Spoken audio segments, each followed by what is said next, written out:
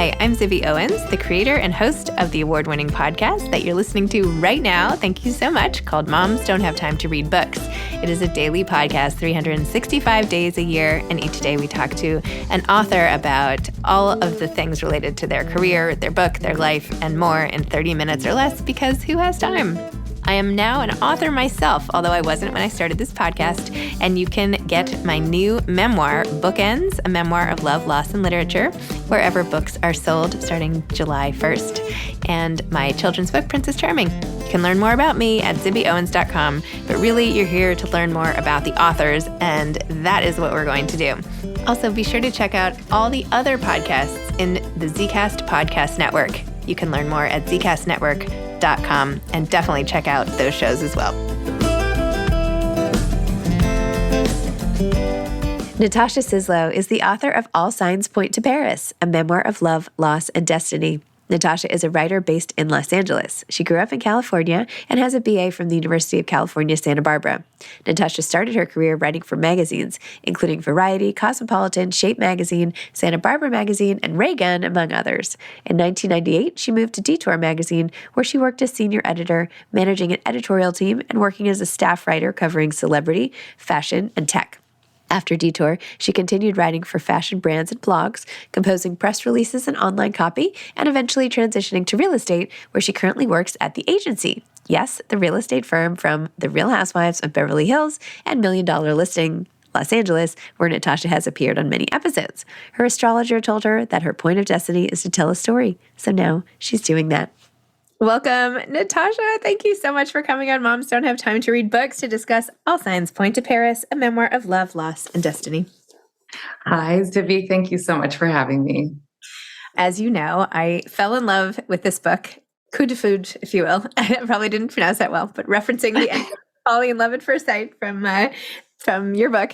Why don't you tell listeners a little bit about the book? And I'm really curious because I know that you were sort of documenting a lot of this on Instagram as you went. And then I went back and tried to look and see if I could still find all the Instagram stuff. When you knew this was a book versus a piece of Right. Got it. Yeah, that came actually after I came back from Paris in kind of the most magical way. I was documenting everything on Instagram. I've taken some of it down just for privacy reasons and for, just a lot of reasons. But so I went on this journey starting in 2018. I came back from Paris at the very end of 2019. And I had been documenting everything on Instagram. And through these kind of strange, 6 degrees of separation, somebody told somebody else, and somebody looked at my Instagram, and somebody kind of reached out to me. A literary agent reached out to me at the end of 2019 and said, would you ever consider writing a story? I think you have a book in you. And I had been a writer in my early 20s in the magazine world, never had, even kind of dreamed of having something this big and beautiful come into my life, especially in this kind of really serendipitous, magical way. And my astrologer had told me your point of destiny is to tell a story and to return to writing. And this whole story really is about astrology and, kind of taking these big leaps of faith. And so that's how the writing of it started. Just somebody reaching out to me through social media, which is such a crazy thing. It's one of those things you hear stories about, but you don't actually think it happened to you. And it did. And I couldn't help but notice it. And then that's kind of the journey of the writing of it. But the story itself. Yeah, go back to the story itself. Okay. So it's kind of the story of my second chance of love and life. And it started in 2018 when I was at a real all-time low in probably every corner of my life. I had, weathered a pretty tricky divorce, and I had short sold my home. I had folded a business. I had filed bankruptcy. My dog died, everything that you could imagine. And I had just broken up with I thought was my second real chance at, a happily ever after. And my heart was broken. And my father was diagnosed with a terminal illness with pulmonary fibrosis. And it was just the hits kept coming, and I couldn't pick myself up anymore. And my best friend in the world saw that. I'm a single mom living in LA. I was trying to rebuild my career in real estate. And my best friend saw that I was just beaten down, and she gifted me an astrology reading, which I thought was just absurd. The cynic and the non-believer in me, I was really raised by facts and logic and would normally have said no to that. But I I decided that year that I needed to start doing something a little differently. And so I just took a leap of faith and I said yes. And that astrology reading changed my life. So that's how it all began. And then so I had this astrology reading, and I actually entered it really as a cynic. And I said, just so you know, I don't believe in astrology, to this lovely woman, Stephanie Jordan, who's nothing like all the stereotypes that I had in my mind about what astrologers would be. And she said, that's okay. You don't have to believe. And she gave me this really insightful reading about, my birth chart and who I was. And she knew things that kind of defied the logic that I had been living on my whole life in terms of knowing who I was and my path and my future. I mean, she knew things about from the way that I dressed to my father's illness, to my history as a writer, to, deeply personal things about relationships and times in my life that were struggles. And so by the end of the reading in 45 minutes, I'd gone from cynic to full-on believer. And then I asked her about that sexy, handsome Frenchman that really was such a fun post-divorce romance, but wasn't possible of building a future with. And I couldn't get over him. So I said, could you just look at his birthday? And she did. And it was kind of a long story, but she basically came back to me with, he's in line with your point of destiny. And the word marriage came up and the word, husband came up. And I thought, okay, that's not really what I was hoping to be released from it somehow. And my sister called me the next day and told me that my dad had 2 weeks left to live. And I just hit like an even lower low. I thought, okay, well, my one shot at true love is, emotionally unavailable to be in a relationship with. And my father, who really was a rock in my life, was suffering this terrible disease and going to be gone soon. And I kind of fell to the bathroom floor, and as one does. And then I got out of the shower and I saw a photo of myself at age 6. And it was a time when I believed in magic, and I believe in all the possibilities and all the things that I think had just been squashed over the years, and it's when I believed in myself, really, and I texted my best friend and I said, he's not the only one. I'm going to find every other man who was born on November 2nd, 1968 in Paris. And being the wonderful best friend that she is, she was like, yes, let's go. And then I really, didn't know I was as serious of an action or a statement as it was until I went to go see my dad. And I told him I was trying to lighten the mood because he was having a really hard time saying goodbye to my mom and to my sister and I, and he was crying. I said, hey, Dad, I was thinking about going to Paris to track down my soulmate. And, I told him this whole crazy adventure with his astrologer. And he said, and he was Mr. Facts and Logic. He was Mr. MIT. He was, I thought maybe I would give him a heart attack on his deathbed. He would die thinking I'd lost my mind. And he said, sounds to me like you're going to Paris. I'll meet you there. And it was the most generous, kindest thing he or anybody in my life has ever said to me, because it's like making me cry just listening to it. Every time I say that sentence, it makes me cry because it was so selfless. He was in a lot of pain and he was looking out for me, and he was giving me, after he died, I you can't really predict what grief is going to be. And it was a really, really hard couple months. And I remembered what he told me. And I thought, he gifted me a reason to get up and a reason to go on this wild adventure, which I did, and to go to Paris and to track down every single person I could find born on this date, and to have this beautiful story with my sister and my best friend, and to heal. And so it's like a story of love and adventure and like all wacky dating in LA and Paris, but it's a story of grief and healing for me. It has been, even post releasing it and talking to you and going through it over and over. Like, it's really just been my journey of healing, or letting go or letting in, or I don't even know how to put words to it, but it's been magic, truly. Wow. Well, it's like you believed almost in the universe, right? You were like, I'm going to put this out there and I'm going to follow this crazy dream of mine that I'm going to meet this person. And you did all the logical things. And yet then it's like, what else can you do? Like you put your faith, and then in return, you got so much back, right? Which is sort of the conclusion. I won't give anything away, but just that often if you have nothing left to give and you like throw it out there, you actually get stuff back. I know that sounds ridiculous, but it's true. It's like somehow it I don't know, because the things that you got out of the experience were so profound and unexpected too.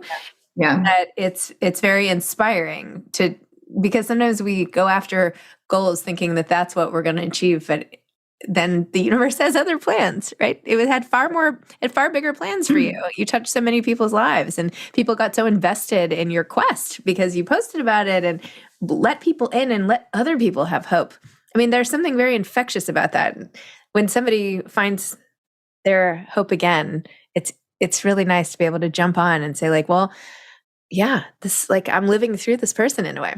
Yeah. Yeah. It's been amazing. The people that I connected with on the journey while I was living it and in the telling of it after writing the book, it's been really incredible to see that how much, we need community, we need each other, we need these stories to, relate and share and feel seen and feel heard. And it does change things when you say something out loud or you put it in writing. I had never done that before. I think not what I really truly wanted for myself and in life. And then, of course, yes, the universe or however you want to phrase it might not answer you in the way that you expect, right? Right. And you have to be ready for that. And it was profound and huge. It was the first time that I was brave enough to actually kind of not care what anybody else thought and just, throw it all out. And a lot of people thought I was crazy, but more people actually were like, wait, what are you doing? This is, they're rooting me on. It's really beautiful. People are, for the most part, people are good, Yeah. I have to say, I was nervous on your behalf. I was like, you're going to give all this information out to strangers. You just need one crazy person, Yeah. I think I'm much more pessimistic or something. Yeah. Well, luckily I have my sister on my side and she's like that too. She was like, wait, you're sharing too much. You're oversharing. Yeah. Like, well, I don't know how else to do it. I'm a pretty transparent person. No, not the sharing of emotion, just more like, the sharing where of I'll be. But I guess I do that too. I don't know. It's just, I just was like, God, I hope nothing bad's going to happen to her. Yeah. Well, I kept reading, it was like holding my breath for you the whole ride. Yeah. I definitely took a lot of risks. I always tend to jump into the deep end. I also really respected the way you talked about your relationship with your sister and how you came to realize how much she had been doing for your mom, and that almost like we can all get very myopic in our goals or our quests. And I feel like you kind of realized with your sister, wait, weren't we supposed to be bonding on the trip? Like she had a very different expectation of the trip itself. And you were really open about that.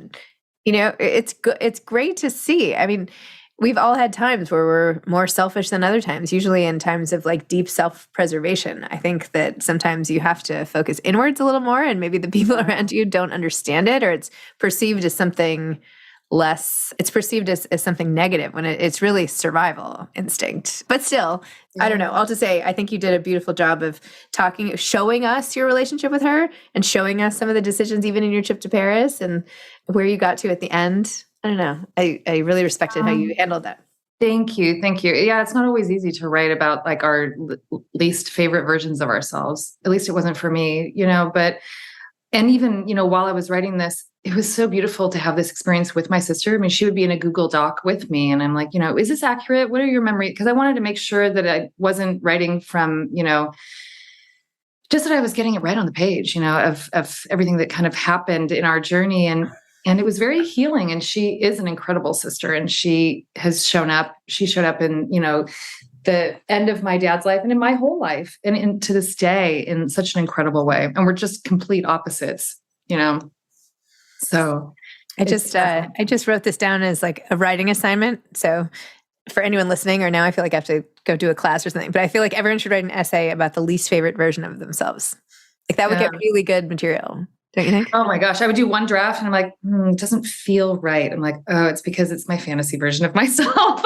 Like it's not, it's kind of like, and then I realized there were some, times where I was like overly self-depreciating and I'm like, wow, I'm really, I'm not that it's a process, writing and rewriting and rewriting and rewriting, and realize like, how do you get to the core of like, who you are, and how do you accept every version of yourself? And that's actually something that astrology gave me. I mean, this is not a book about astrology, and it's not trying to prove that astrology is real or not real, but I think that astrology gave me like an affirmation that the way I was wired was fundamentally okay.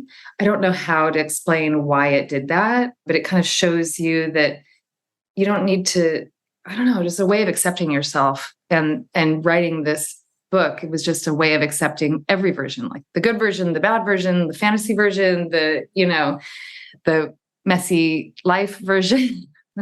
Oh my gosh. Well, I have to say, by the time I got to the end and where you left us, like in your final scene, after going through this whole journey, I just like had to sit there with like the book on my chest, like taking it in. I mean, it was just such a profound journey to take with you. That sounds so cheesy. Everything I'm saying is sounding cheesy, but I mean it all truly. I mean, I read lots and lots of memoirs, and and it's my favorite genre. There's something about your story that it is the openness with which you told it, but I think it's just it's like the faith in mankind or something, faith in mankind to help, and the ability to get out of the darkest times through things you choose to do, and what can come from the most horrific loss. Yeah, it's so hard, by the way. It's so hard to get out of that, but it's possible. Mm-hmm. It's possible. It's not grief. Any hard thing in life doesn't have to be just grief, anything. I definitely am not like bright sunshine every day, but I do have faith in love and believe in like magic, and believe in community and picking ourselves up and being there for each other. And I did have love show up in like so many crazy, incredible ways because of, I don't know. Mm-hmm. Yeah, it's a really magical.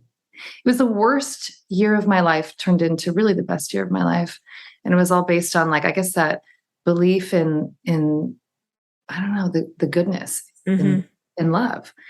Yeah. And I'm just so honored that you have championed this book, Zibby. I mean, you're just such an incredible, you have that Stop. bright light to you. So thank you. I didn't have any expectations kind of putting this out into the world. And you just showed up as this like little angel. Oh, well, it's so random too, because it was Melanie Goldberger, my real estate broker in LA, was like, "There's a girl in my office who wrote a book," and I'm like, "Okay, fine." Yeah. Send me the link, or let me read about it. And I was like, "Oh, this sounds amazing," but I didn't realize you have this huge, like, amazing network.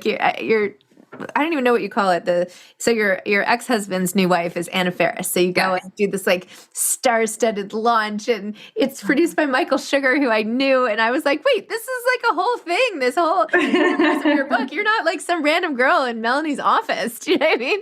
But anyway, I was happy I came to it that way. And then of course I realized I'd been pitched, and I like hadn't even gotten to the pitch or something. So anyway, it all worked out perfectly.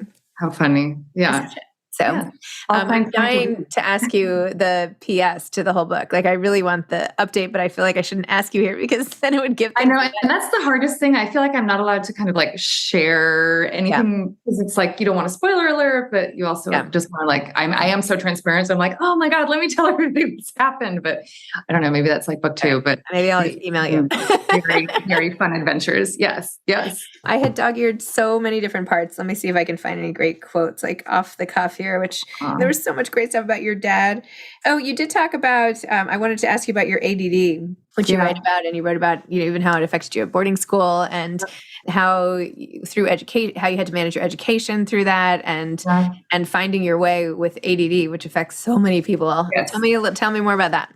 Yeah, that was hard. I mean, it was 1989, when I was in high school and I was not able to sit still. I was like, I mean, it served me very well overall in life, but at that time, and I ended up starting high school at a boarding school in Ojai, and there was a lot going on there that really wasn't right, as the LA Times has recently reported on. And I ended up getting expelled from that school, but there was no world where I fit in, because, there wasn't a dialogue for how to handle, I'm putting quotation marks around it, different ways of learning and different ways of being and different ways of thinking. Now there is. And I think that that's amazing. I mean, it's starting. I mean, it's not even completely there, but for me, it was a challenge, and it made me feel, as I was growing up, like a failure at many, many, many different things. And I've learned now that all of those quote unquote failures, of course, are just like moments for growth. And I don't even believe in that word, but I really was beating myself up for many, many, many years over not fitting into this like box of what the system kind of tries to put, kids and adults into, which we all have different ways of managing and learning and thinking. And so, yeah, it's been a journey, but it's going on this adventure and kind of understanding that I don't need to be any of the versions. There's no perfect way to do anything. It's been very freeing for me and for my kids too, who both have ADD. So, and both manage it in their own ways. And that's great, Did you ever think that this is where you would end up? Like memoirist? I think I had, no, absolutely not. If you would have told me like at any point in my life that I would be like sitting down with my ex-husband and his wife and talking about, going on a search for astrology and writing about it. Absolutely not. But I do know that at age 15, when I did get expelled from that school, I started writing. Mm-hmm. I was actually just going through all these letters last night. Like, I still have them all. And, wow. I couldn't pick up the phone. I couldn't talk to any of my friends. So much had happened in that those years when I was at that school that I was just writing and writing and writing and writing. And that's how I learned how to process the world. It became my lifeline. And I think that's when my writer's heart the seeds were all planted. And I think at that point, I probably had a dream in there of being a writer. And then that's why I studied screenwriting. And then I, was a magazine journalist. And then I gave up. I felt like I had failed at it and moved on to other things. And I was trying to be the perfect mother. And I really stopped writing for a good 20 years.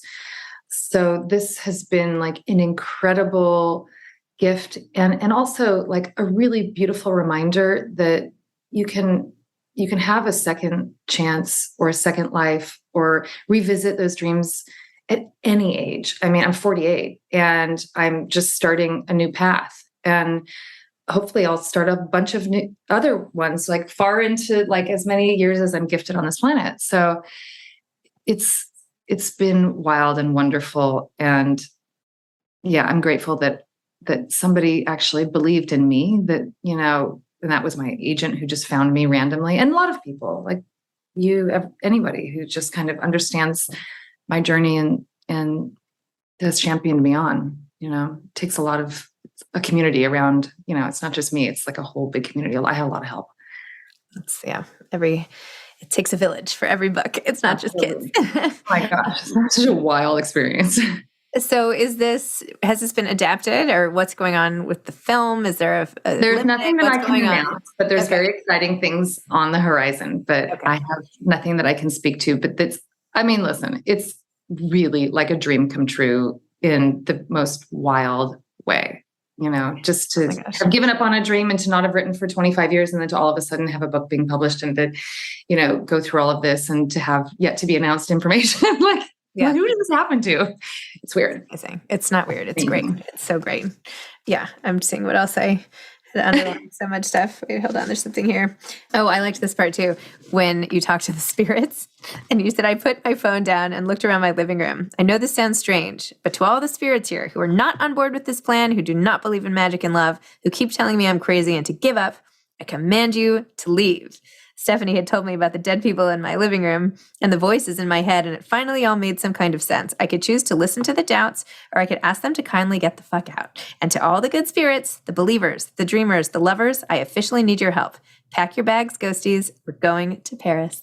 Yeah, I talked to the spirits right before we hopped on this Zoom. Really? Yeah. You did? I'm holding crystals. I've got like the whole thing. Oh my gosh. I'm like the biggest cynic believer that you'll meet. I'm like, well, this sounds like a bunch of BS. Let's do it. Like, it seems to work. And So yeah, I mean, Stephanie told me in my first reading that I was incredibly psychic and that my house was filled with spirits and I probably just think through the voices in my head. And at first I thought, well, okay, I can't believe I'm talking to this, having these conversations right now. Like, what is this? And then I thought, well, I do have voices in my head and a lot of them are not positive. They're the ones that are saying, you can't do this. You're not good enough. And whether it's a spirit in my home or if it's the doubts in my head, for me to say, like, I want to call in my highest and best today. Mm-hmm. Anyone who, is not serving my highest and best or your highest and best, whether it was sitting down to write, like, help me on the page today, mm-hmm. or, how can I be the best communicator today? Or how can I champion love or spread a message of hope and faith and goodwill? Maybe those are just affirmations. Mm-hmm. Maybe I'm just, talking to myself. Maybe I'm talking to spirits. Maybe there are guides here. Maybe my father is right by my side. Maybe both. And all of those things are possible, which is what I believe in. I mean, I've become very spiritual in the course of 4 years. But then are the days when I have my doubts, and so then that's just me, walking through life and just trying to hold space for all the positive sides. So yes, there are ghosties all over the place here, and hopefully only the good ones. I asked the negative ones to leave this morning. So, well, I know we're almost out of time already, which is crazy. I have like 1,000 more things. But anyway, I also thought it was so funny how you wrote about your mom, who was very practical and just, pull herself up by the bootstraps. And when you talked to her about destiny and how she said to you originally, hey, you want to know what your destiny is? Your destiny is death. Yeah. And here you are on the complete opposite of the pendulum. Oh, like, I'm dancing around spirits today in my living room. It's funny how we take what our parents believe or what they say and do and react and all these. Yeah, and she's totally changed by the end of this too. By the way, she's like, well, yes, you're right. Everybody was going through a hard time, and Yeah. So that's what life's about. We can reinvent ourselves. We can have so many different versions of ourselves, and there's always like the next chapter and the next, everything. Yeah. I feel like sometimes it takes having someone that you're super close to pass away until you're aware of or open to the idea of more of the spiritual and communication and signs and all of that. I think sometimes if you don't have anybody you're looking for, you might not see it. Right. So, right. And once you see it, you kind of can't unsee it. Yeah. I'm in your camp. Well, okay. Next time I'm in LA, I would like to hear the whole conclusion to this book from 2020 on. Deal. I'd love to see and congratulations. I've been just watching your trajectory here and just like so cheering you on. I'm so excited for you. Oh, thank you, Zibby. You're such an inspiration to me and to all of us. So truly, thank you for everything that you do. All right. Have a great day, Natasha. I'll talk soon. Zibby. Okay. Bye. Bye. Thanks for listening to this episode of Moms Don't Have Time to Read Books. Don't forget to follow me on Instagram at Zibby Owens and at Moms Don't Have Time to Read Books. Also sign up for my newsletter at zibbyowens.com and sign up for my virtual book club and meet lots of authors on Zoom every other week. Thanks so much to Steve and Ryan at Texture Sound for the sound editing. And thank you to Morning Moon Productions for providing this fantastic intro and outro music.